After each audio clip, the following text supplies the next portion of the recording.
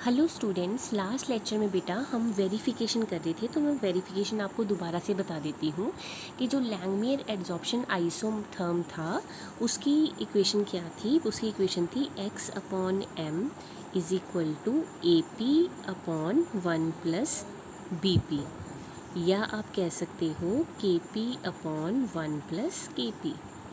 Okay, तो this is your लैंगमियर्स adsorption isotherm, जिसमें था x upon M is equal to A P upon 1 plus B P.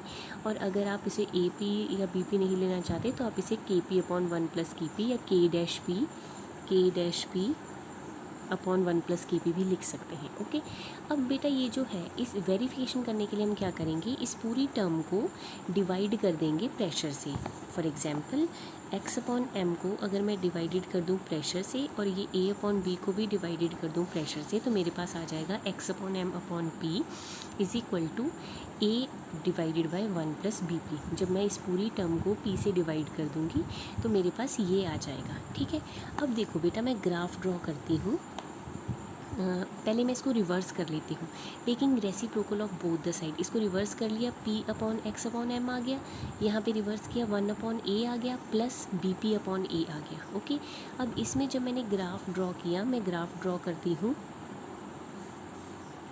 जब इसको reverse कर लिया, p upon x upon m ये मैंने y एक्सिस पे ले लिया, और 1 अपॉन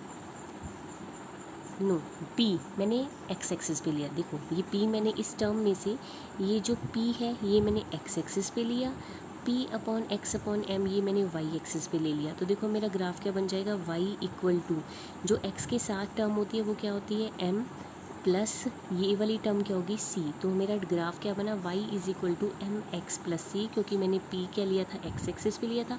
x के साथ जो टर्म होती है वो m होती है, और प्लस में जो होता है वो होता है इंटरसेप्ट, उसको हम c से लिखते हैं। और p upon x upon m मैंने किस में लिया था, y एक्सिस पे।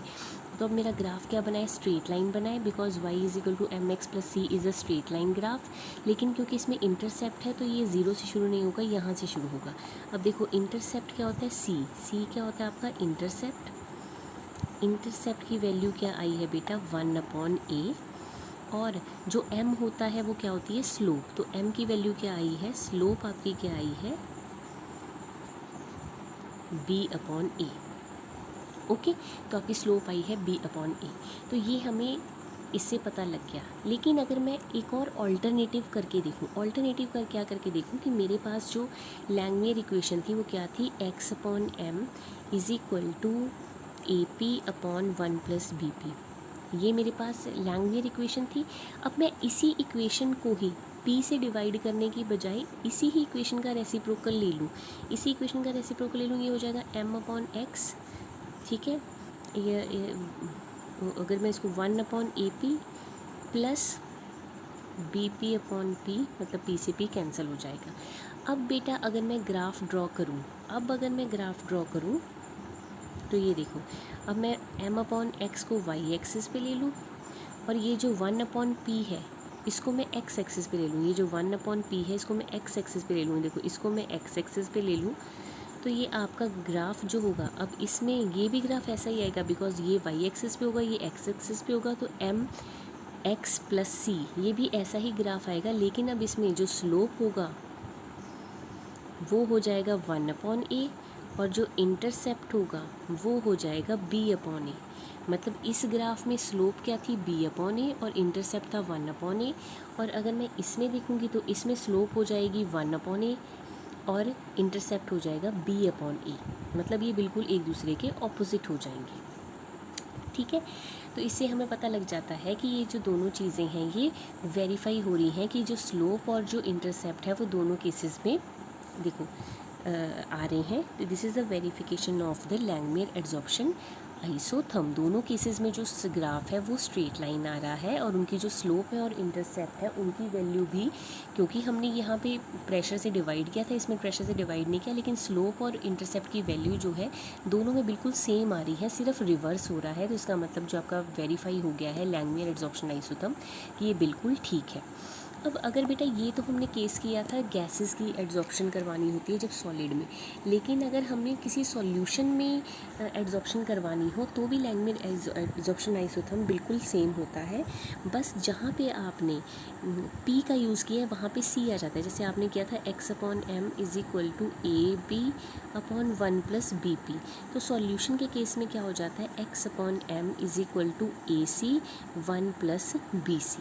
बाकी सब कुछ सेम रहता है, बस प्रेशर की जगह क्या आ जाता है C। The Langmuir adsorption is written in the form of x/m AC divided by 1+BC where C is equilibrium concentration and it can be tested similar to that of on gases।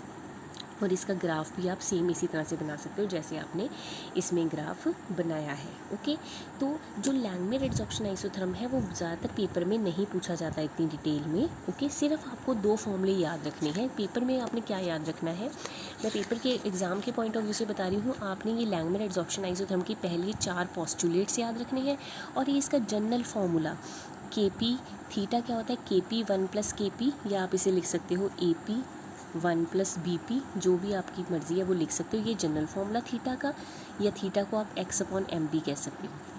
ठीक है, तो ये general formula या KP निकालना हो थीटा1 - theta, ये 2 फार्मूले और ये 4 पोस्टुलेट आपने लैंगमियर एड्जॉर्प्शन आइसोथर्म के याद रखने हैं। बाकी डिटेल डेरिवेशन आपके पेपर में नहीं आती है, so you don't worry. Okay, तो आपको इतनी टेंशन लेने की ज़रूरत नहीं है। इसके बाद बेटा नेक्स्ट आ जाता है कि जो फ्रेंडलिच एड्जॉर्प्शन आइसोथर्म है वो बेसिकली लैंगमियर एड्जॉर्प्शन आइसोथर्म का ही स्पेशल केस है।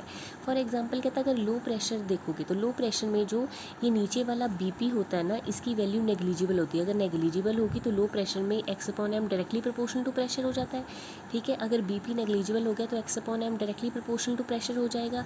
वही कहा था फ्रेंडुलिच ने कि लो प्रेशर पे x/m is directly proportional to P/1। अगर हाई प्रेशर देखोगे तो हाई प्रेशर में जो BP होता है वो ग्रेटर देन 1 होता है, तो 1 नेग्लेक्टेड हो जाता है। इसका मतलब x/m किसके बराबर हो जाएगा, AP/BP, मतलब P से P कैंसिल हो जाएगा। x/m किसके डायरेक्टली प्रोपोर्शनल हो जाएगा, A और B, मतलब कि x/m जो है वो प्रेशर का इंडिपेंडेंट हो गया। अगर प्रेशर का इंडिपेंडेंट हो गया इसका मतलब ये है फ्रेंडुलिच को ही फॉलो कर रहा है। फ्रेंडुलिच में भी यही कहा था कि हाई प्रेशर पे जो रेट ऑफ एब्जॉर्प्शन है वो इंडिपेंडेंट ऑफ प्रेशर होगी। ठीक है, इंटरमीडिएट रेंज में देखोगे तो x/m क्या आएगा, P की 1/n, और 1/n की वैल्यू 0 से 1 के बीच में होती है और n की वैल्यू इन्फिनिटी से 1 के बीच में होती है। 1/n 0 से 1 के बीच में, और n जो होता है वो इन्फिनाइट से 1 के बीच में होता है। तो ये फ्रेंडुलिच एड्जॉर्प्शन आइसोथर्म का ही स्पेशल केस है। लैंगमियर एड्जॉर्प्शन आइसोथर्म में से फ्रेंडुलिच आप निकाल सकते हो। ठीक है, अब इसके बाद आगे आ जाता है कि एड्जॉर्प्शन के फ़ायदे क्या हैं। तो ये लैंगमियर और फ्रेंडुलिच वाला कंसेप्ट खत्म हो गया। नाउ नेक्स्ट एड्जॉर्प्शन के फ़ायदे क्या हैं। तो बेटा 4 फ़ायदे हैं। डीकलराइजिंग ऑयल एंड शुगर, जितने भी शुगर और ऑयल में से इम्प्योरिटी रिमूव करनी होती है। आपने देखा होगा कि जो चीनी होती है वो बिल्कुल वाइट कलर की होती है, एक्चुअल में उसका कलर वाइट नहीं होता। जब वो गन्ने से बनाई जाती है तो वो उसका कलर वाइट नहीं होता, तो उसका कलर वाइट करने के लिए हम उसमें एक्टिवेटेड चारकोल डालते हैं। एक्टिवेटेड चारकोल क्या करता है, उसकी सारी इम्प्योरिटीज़ रिमूव कर लेता है जो भी उसमें प्रेजेंट होती हैं, और जिसके कारण उसका फिर जो कलर है वो वाइट हो जाता है। तो decolourisation of oil and sugar में आप क्या यूज़ करते हो बेटा, आप यूज़ करते हो एक्टिवेटेड चारकोल, और ये एड्जॉर्ब कर लेता है सारी impurity, hence it is based on the phenomena of adsorption. Next is gas mask. Gas mask में बेटा एक्टिवेटेड चारकोल लगा होता है जो क्या सारी की सारी पॉइजनस गैसेस जैसे कि CO2 SO2 उन सबको एड्जॉर्ब कर लेता है और उनकी रिमूवल में हेल्प करता है। तो ये भी एड्जॉर्प्शन के फिनोमेना पे बेस्ड होता है। क्रोमेटोग्राफी आपने सुना होगा। क्रोमेटोग्राफी का जो प्रिंसिपल होता है जिसमें कि हम डिफरेंट सॉल्यूशन को सेपरेट करते हैं, कलर्ड सॉल्यूशन को सेपरेट करते हैं, वो भी बेसिकली किसके बेसिस पे ही हम काम करती है, that is on the principle of adsorption. Catalysis, number of reactant और कैटलिस्ट जो है, कैटलिस्ट काम कैसे करते हैं। सबसे पहला काम होता है कैटलिस्ट का कि वो सरफेस ऑफ रिएक्टेंट के ऊपर एड्जॉर्ब कर जाता है। तो ये भी जो है on the basis of adsorption phenomena ही काम करता है। तो 4 जो चीज़ें हैं वो एड्जॉर्प्शन के एप्लीकेशन है। ऑयल और शुगर को कलर रिमूव करना हो, उनको साफ़ करना हो तो हम यूज़ करते हैं, गैस मास्क बनाने में यूज़ करते हैं, क्रोमेटोग्राफी में भी यही फिनोमेना यूज़ होता है, कैटालाइसिस में यही फिनोमेना यूज़ होता है। अब चैप्टर का सबसे इम्पॉर्टेंट टॉपिक आप कह सकते हो कि मेन चैप्टर यहीं से शुरू हुआ, that is your colloidal state. Okay, colloidal state से ही क्वेश्चन आएगा, तो इसको आप ध्यान से देखें। कोलॉइडल क्या होता है बेटा? वर्ड कोलॉइड का मतलब होता है ग्लू लाइक सब्सटेंस। ठीक है, वो सब्सटेंस ना होमोजीनियस है ना हेट्रोजीनियस है, वो उनके बीच वाले सब्सटेंस हैं, दैट इज़ ग्लू लाइक है। ओके, कोलॉइडल पार्टिकल जो होते हैं वो एक पर्टिकुलर सॉल्यूशन में पाए जाते हैं। ठीक है, जिस तरह से सॉल्यूशन चैप्टर में आपने पढ़ा था ना, दो चीज़ें होती हैं, एक होता है सॉल्यूट और एक होता है सॉल्वेंट। ठीक है, इस चैप्टर में जो सॉल्यूट है उसे हम कहेंगे डिस्पर्जन फेज़, और जो सॉल्वेंट है उसे हम कहेंगे डिस्पर्जन मीडियम।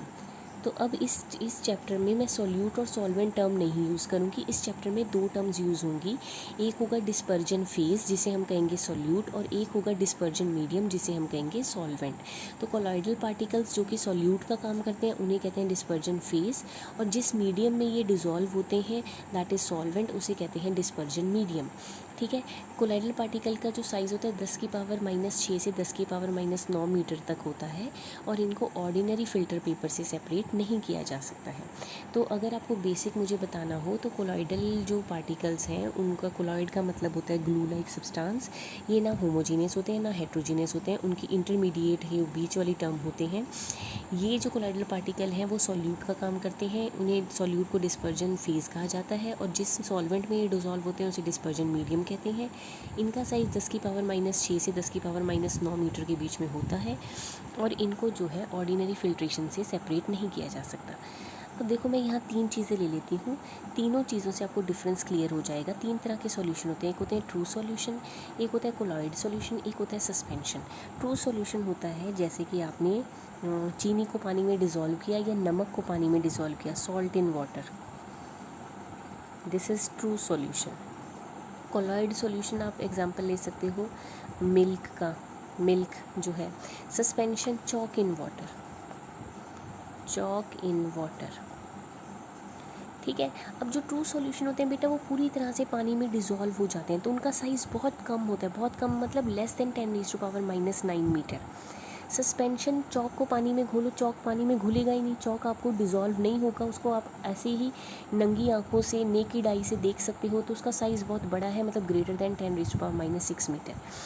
कोलॉइडल पार्टिकल ना तो बहुत छोटे हैं ना ही बहुत बड़े हैं, उनके बीच वाली रेंज है, मतलब 10⁻⁹ से 10⁻�6 के बीच में है।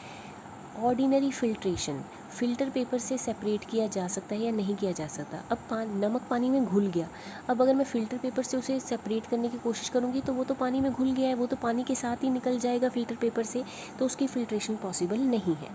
सिमिलरली कोलॉइड की फ़िल्ट्रेशन भी नॉर्मल फ़िल्टर पेपर से नहीं पॉसिबल। लेकिन अगर मैं चॉक को पानी में डिज़ोल्व करूँगी और फ़िल्टर पेपर से उसको सेपरेट करने की कोशिश करूँगी तो चॉक फ़िल्टर पेपर पर रह जाएगा, पानी नीचे चला जाएगा, तो उसकी फ़िल्ट्रेशन पॉसिबल है।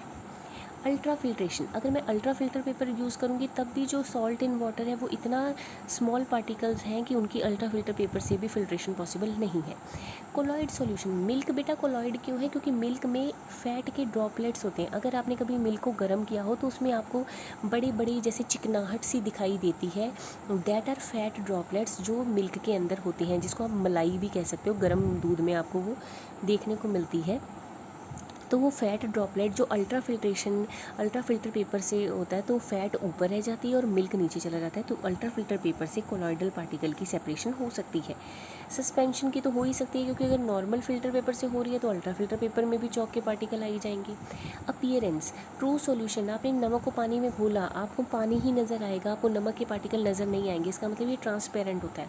कोलॉइड, जब आपने मिल्क का सॉल्यूशन देखा तो आपको जो फैट के ड्रॉपलेट्स हैं आपको वो ऊपर तैरते हुए नज़र आएंगे, पूरी तरह से ट्रांसपेरेंट नहीं होगा, दैट इज़ ट्रांसल्यूसेंट। सस्पेंशन, इसमें से तो लाइट पास ही नहीं कर सकती, तो ये बेटा ओपेक होते हैं। जब आपने चॉक को पानी में डिज़ोल्व किया तो वो ओपेक तरह का सॉल्यूशन आपको पार्टिकल में दिखाई देंगे जब आपने उसको डिज़ोल्व करोगे। ब्राउनियन मूवमेंट, ब्राउनियन मूवमेंट होता है जिग जैग मोशन, एक पार्टिकल यहाँ है, दूसरे से टकराया, फिर यहाँ गया, फिर यहाँ गया, फिर यहाँ गया, this is your Brownian movement, zig zag motion. अब इसके तो ट्रू सॉल्यूशन के पार्टिकल तो इतने छोटे होते हैं, वो तो एक दूसरे से टकराएंगे तब भी कोई फ़र्क नहीं पड़ेगा, तो ये ब्राउनियन मूवमेंट नहीं शो करते। कोलॉइडल सॉल्यूशन के पार्टिकल जब दूसरे पार्टिकल से टकराते हैं तो वो जिग जैग मोशन फॉलो करते हैं, दैट इज़ कोलॉइडल सॉल्यूशन जो है ब्राउनियन मूवमेंट शो करते हैं। सस्पेंशन, जब तक तो चौक को हम पानी में घोल रहे हैं, वो पानी में जब तक घोला हुआ लटक रहा है, जब तक उसके पार्टिकल पानी में घूम रहे हैं, तब तक तो बेटा वो जिगजैग मोशन शो करेगा। लेकिन जैसे ही उसके पार्टिकल सेटल डाउन हो गए तब वो मूवमेंट करनी बंद कर देगा। इसका मतलब समटाइम्स तो ये शो करता है, समटाइम्स शो नहीं करता। टिंडल इफ़ेक्ट, टिंडल इफ़ेक्ट होता है कि ये है आपका ट्रू सॉल्यूशन, ये है आपका कोलॉइडल सॉल्यूशन। मैंने यहाँ से लाइट पास की, ठीक है, मैं यहाँ से लाइट पास कर रही हूँ, ओके।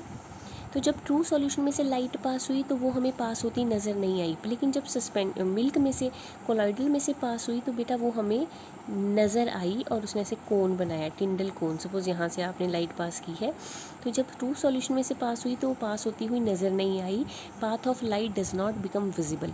लेकिन जब वो कोलॉइडल सॉल्यूशन में से पास हुई तो उसका जो पाथ है हमें नज़र आई कि इस वाले पोर्शन में से लाइट पास हुई है। So this is called Tyndall effect, that is scattering of light by colloidal particle. Colloidal particle ने क्या किया, कोलॉइडल पार्टिकल का साइज़ बड़ा होता है, वो क्या करते हैं, ट्रू सॉल्यूशन से उनका साइज़ बड़ा है, वो लाइट को स्कैटर करेंगे जिससे लाइट का पाथ विजिबल हो जाएगा। So this is called Tyndall effect. टिंडल scientist का नाम है, उसने ये इफेक्ट डिस्कवर किया था। और एट द एंड जब लाइट जो है वो कन्वर्ज होगी तो एक कोन बनेगा, दैट इज़ कॉल्ड टिंडल कोन। ठीक है, आपने यहाँ बल्ब में से लाइट पास की थी, इसमें से तो पाथ ऑफ लाइट विजिबल नहीं हुआ, इसमें पाथ ऑफ लाइट विजिबल हुआ, मतलब कोलॉइडल सॉल्यूशन जो है टिंडल इफेक्ट शो करते हैं। सस्पेंशन बेटा, जब तक तो वो सस्पेंडेड रहेंगे पार्टिकल, चौक के पार्टिकल जब तक तो पानी में घूम रहे हैं तब तक तो वो स्कैटरिंग कर देंगे, तब तो वो शो करेंगे। लेकिन जब चौक के पार्टिकल सेटल डाउन हो गए तब वो स्कैटरिंग शो नहीं करेंगे, इसलिए ये सम टाइम शो करता है, सम टाइम शो नहीं करता। तो आई होप आपको कोलॉइडल स्टेट के बारे में समझ आया होगा कि ट्रू सॉल्यूशन और सस्पेंशन के बीच में लाई करती है। ओके।